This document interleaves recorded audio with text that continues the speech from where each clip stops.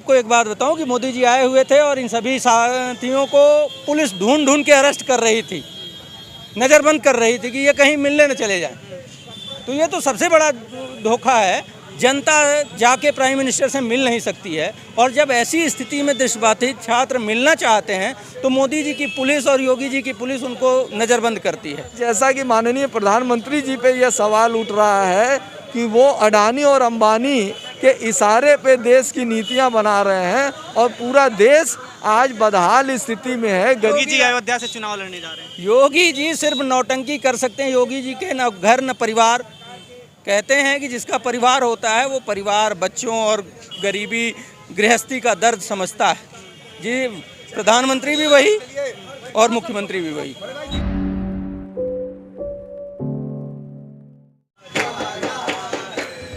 नमस्कार, आप देख रहे हैं फोरम 4, मैं हूं प्रभात। इस वक्त हम बनारस में हैं। बनारस वही मोदी का संसदीय क्षेत्र, और यहाँ पर आप देख सकते हैं रोड पर कुछ छात्र बैठे हुए हैं। ये छात्र जिनकी आंखों की रोशनी नहीं है और वे कुछ प्रदर्शन कर रहे हैं और अपने एक स्कूल की मांग कर रहे हैं, क्योंकि इनके स्कूल को बंद किया जा रहा है जो कि 50 साल से अधिक हो गया है बताया जा रहा है, और उस स्कूल को बंद किया जा रहा है। तो एक तरफ जहां पर मोदी का यह संसदीय क्षेत्र है, तो ऐसे में कि नई योजनाएं लागू करने के बजाय जो पुराने स्कूल हैं उनको बंद किया जा रहा है। यहाँ पर समाजवादी पार्टी के नेता भी अभी आए थे, उनसे भी हम बात कर रहे हैं, जो अभी है हमारे साथ महानगर महासचिव बनारस के समाजवादी पार्टी के। हम बात करते हैं और जानते हैं कि ये प्रोटेस्ट क्यों हो रहा है और किस तरीके से इनका समर्थन मिल रहा है। मैं जितेंद्र यादव, महानगर महासचिव समाजवादी पार्टी। जैसा कि आप देख रहे हैं ये प्रोटेस्ट हो रहा है और ये ब्लाइंड स्टूडेंट्स हैं, और लंबे समय से अंध महाविद्यालय जो हनुमान प्रसाद पोद्दार अंध महाविद्यालय के छात्रों के लड़ाई के लिए आप हैं, संभवतः आप उसके छात्र भी हैं। हम लोगों की जानकारी में आया है कि इस महाविद्यालय में नए स्टूडेंट्स को LKG UKG में एडमिशन नहीं लिया जा रहा है और बाकी स्टूडेंट के साथ भी न्याय नहीं हो रहा है। मैं महाविद्यालय आज गया था सुबह, मैंने कहा भाई क्या मामला है, मैनेजर साहब हैं कि नहीं है। मुझे गेट में प्रवेश करने तक नहीं दिया गया कि वजह क्या है, छात्रों की क्या पीड़ा है, क्या कठिनाई है, मैं बात कर सकूं। तो लोगों ने कोई जवाब नहीं दिया। बाद में हमारे लोगों से कांटेक्ट हुआ, हमारे माननीय MLC साहब राजपाल कश्यप जी यहाँ अभी आप लोगों के जो ब्रेल लिपि में ज्ञापन है उसको लिया है, और उन्होंने आश्वासन दिया है कि माननीय राष्ट्रीय अध्यक्ष जी से वार्ता कर इनकी समस्याओं का समुचित समाधान करने का प्रयास करेंगे।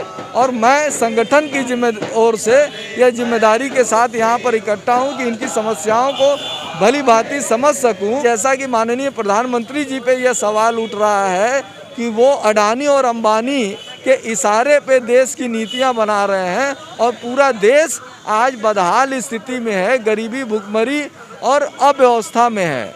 व्यवसायीकरण का ये और देश के प्रगति और विकास का ये मानक नहीं होना चाहिए कि सीमित लोगों के जेब में धन जाए और बाकी के बाकी देश का पूरा आम आदमी जो है गरीब से गरीब हो और अमीर से अमीर जो है अमीर होता जाए। ये जो फासला है, इस फासले को समाजवादी विचारधारा से तोड़ने की आवश्यकता है। और यह बहुत ही दुखद घटना है कि हमारे ब्लाइंड साथियों, जो कि माननीय प्रधानमंत्री जी कहते हैं कि विकलांगों के प्रति हमारे मन में सबसे पहले संवेदना है उनके हित और कल्याण के लिए। तो और बनारस उनकी संसदीय क्षेत्र है और वहाँ पे ब्लाइंड परिवार लंबे समय से पीड़ित है। इस बात का संज्ञान माननीय प्रधानमंत्री जी को भी लेना चाहिए और हमारे मुख्यमंत्री, जिनको कि हम संत और महात्मा की संज्ञा भी देते हैं, उनको भी संज्ञान में लेकर तत्काल इनको पुनर्वास और उनके बेहतर शिक्षा की व्यवस्था में आगे आना चाहिए। अन्यथा यही सिद्ध होगा कि भारतीय जनता पार्टी के कथनी और करनी में जमीन और आसमान का अंतर है। देख सकते हैं आप कि ये दृष्टि बाधित छात्रों द्वारा बनारस के आम नागरिकों के नाम पत्र ये बांटा जा रहा है। हमारे साथ आप हैं, आपका नाम क्या है? वैभव त्रिपाठी जी, आप किस तरह से इस मामले को देखते हैं? क्या मोदी सरकार का जो नारा है? मोदी सरकार का नारा तो झूठ है।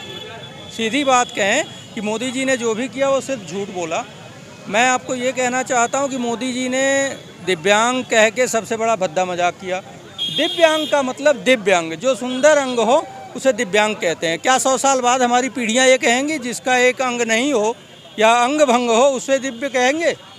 तो पहले तो ये है। दूसरा एक चीज़ है कि जब दिव्यांग उन्होंने कहा और जो बातें कहीं तो उससे ये लगा कि नहीं, दिव्यांगों के लिए वो कुछ करेंगे, विकलांग साथियों के लिए कुछ करेंगे। लेकिन पहले ही साल में 2015 में मोदी जी ने जो केंद्र सरकार से ग्रांट मिलती थी अनुदान के रूप में 75%, वो 75% को घटा के 50% कर दिया गया। तो ये उनकी करनी और कथनी और करनी का अंतर दिखाई दिया। उसके बाद अब प्रदेश सरकार और जिला प्रशासन समय पे उपयोगिता प्रमाण पत्र नहीं भेजता है, जिसकी वजह से पिछले 2 साल से अनुदान आता ही नहीं। तो इस बात को लेके जो ट्रस्टी हैं, व्यापारी हैं, वो सिर्फ व्यापार जानते हैं। उस विद्यालय में गोडाउन बनाया गया है, साइकिल स्टैंड बनाया गया है। तो हम काशी की जनता को ये जागरूक करना चाहते हैं, लोगों को बात बताना चाहते हैं और हम चाहते हैं कि काशी की जनता इस चीज़ के लिए आवाज़ उठाए, क्योंकि भगवान न करे किसी के घर अगर अंधा, गूंगा, बहरा अगर पैदा होता है तो उसकी स्थिति क्या होती है।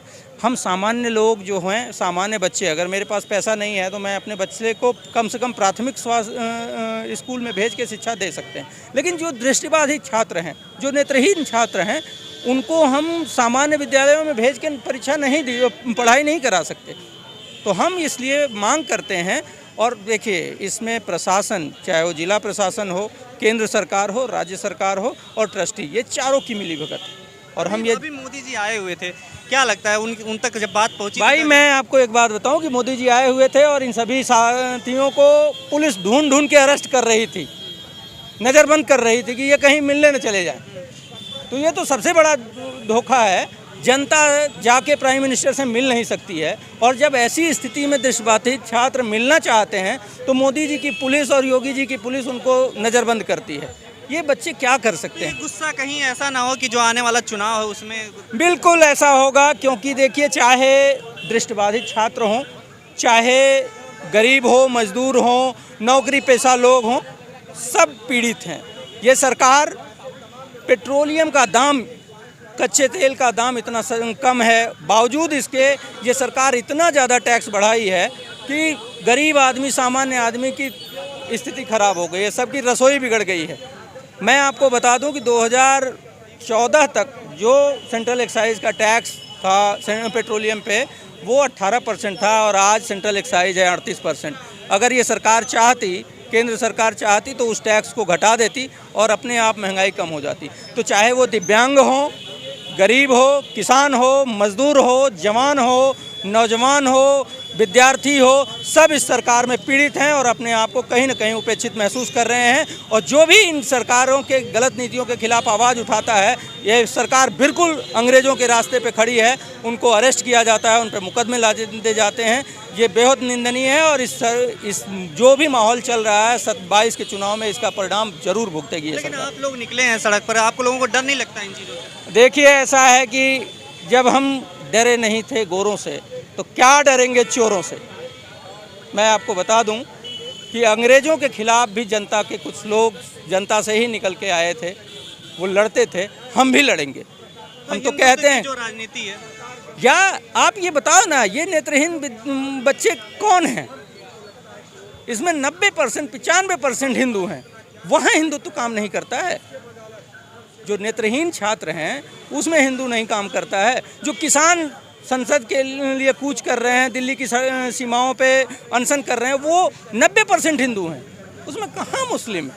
तो हिंदू का नाम करके राम मंदिर में घोटाला, हिंदू का नाम करके विश्वनाथ कॉरिडोर में घोटाला, विश्वनाथ कॉरिडोर में घोटाला, बहुत बड़ा घोटाला है। आप जितने भी वहाँ के विस्थापित परिवार वाले लोग हैं, ऑफ द रिकॉर्ड बात करेंगे तो वो बताएंगे कि भैया हमको तो इतना मिला और साइन इतने पे कराया गया। इसकी तो हाई लेवल कमेटी से जांच होनी चाहिए, लेकिन इस सरकार में न जांच होता है, न इस्तीफा होता है, ना किसी की आवाज़ सुनी जाती है। लेकिन अभी कहा जा रहा है कि सब कुछ योगी राज में सब कुछ ठीक हो गया और इसीलिए योगी जी अयोध्या से चुनाव लड़ने जा रहे हैं। योगी जी सिर्फ नौटंकी कर सकते हैं। योगी जी के न घर न परिवार। कहते हैं कि जिसका परिवार होता है वो परिवार, बच्चों और गरीबी, गृहस्थी का दर्द समझता है।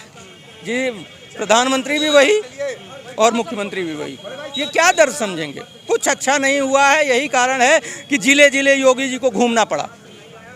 कुछ नहीं हुआ है, इसी वजह से अरविंद शर्मा जी को डिप्टी सीएम बनाने की बात हो रही थी, दबाव बनाया जा रहा था। अगर कुछ बहुत अच्छा हुआ होता तो इतना पीछे पीछे पड़ने की ज़रूरत होती? मोदी जी को हर जिले जिले में जाने की यूपी में ज़रूरत होती?